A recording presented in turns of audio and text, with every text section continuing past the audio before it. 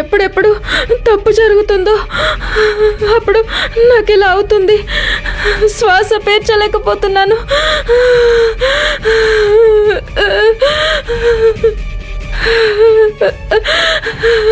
ఇప్పుడు తను వచ్చి ఏం చేస్తుందో తెలియడం లేదే.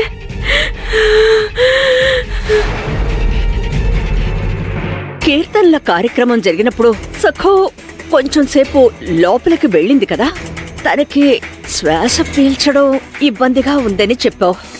అంటే కొన్ని నిమిషాల పాటు సఖు వేదిక మీద నీ పక్కన లేదు, నిజమే కదా? అమ్మా, అది అవును, నిజమే. ఆ పాటిల్ గారి ఇంటికి కేవలం 4 అడుగుల దూరంలోనే భాస్కర్ శాస్త్రి గారి ఇల్లుంది. తను చిన్నపిల్ల మెరుపులా అక్కడికి వెళ్ళొచ్చుంటుంది. దిగు, నువ్వెలా కనిపెట్టలేకపోయావో అలాగే ఆవిడ కూడా కనిపెట్టుండదు. సరే, అది వదిలే. ఇక్కడ జరిగిన దాని గురించి మాట్లాడదాం. సక్కుని కట్టేసుంచావా? నువ్వు పక్కనే ఉన్నావా? అయినా తను వెళ్ళింది. నువ్వు కనిపెట్టగలిగావా? లేదు కదా. సరే, మనం ఇప్పుడు ఇలా అనుకొని చూద్దాం. తనంతట తాను వెళ్ళలేదు, తనకెవరో సాయం చేశారు. మరి ఆ వ్యక్తి ఎవరు తెలియాలి కదా మనకి. ఆ వ్యక్తి ఎవరో? ఒకవేళ తనకి సాయం చేసింది అపరిచితులైతే తనెందుకు కేకలు పెట్టలేదు? ఊళ్ళోకి ఎందుకు వెళ్ళింది? సరే, ఆ మేకనెవరు చంపారు? అమ్మా, అదేంటంటే అరే, ఇలా చూడు దిగు. మనింట్లో బావి దగ్గర నుంచి బిందుతో నీళ్లు విసిరి తొట్టి నింపగలమా? అది ఎవరికైనా సాధ్యమా? ఆ రోజు మీ పిన్ని కళ్ళారా చూసింది కదా.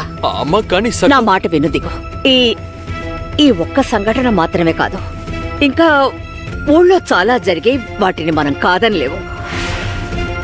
సక్కు మీద నాకెలాంటి ప్రతీకార వాంఛ లేదు.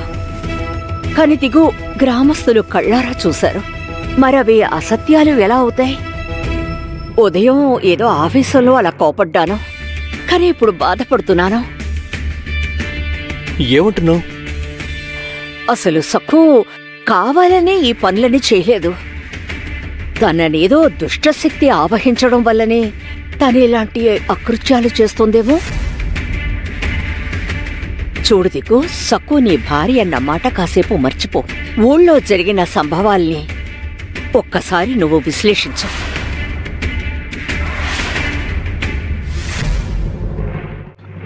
దిగు సానుకూలంగా స్పందిస్తున్నాడు, కాని వాడి మనసు ఇంకా అంగీకరించటం లేదు. కాసేపు ఒంటరిగా వదిలేస్తే దారిలోకొస్తాడు. దిగు, నేను చెప్పింది నువ్వు విని తీరాలని నేనేవి నిన్ను బలవంత పెట్టాను. కానీ నేను చెప్పిన దాని గురించి నువ్వు బాగా ఆలోచించి చూడు.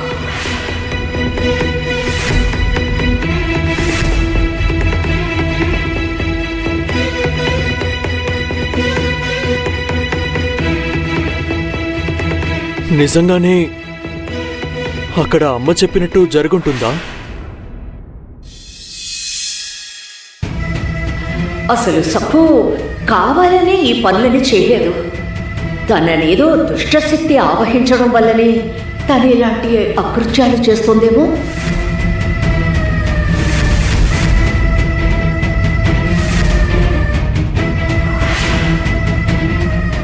గతంలో నువ్వు ఒకసారి నా నుంచి తప్పించుకున్నావు దిగు, కానీ ఇప్పుడు నీకు చావు తప్పదు. నీకు భూమి మీద నూకలు చెల్లిపోయాయి.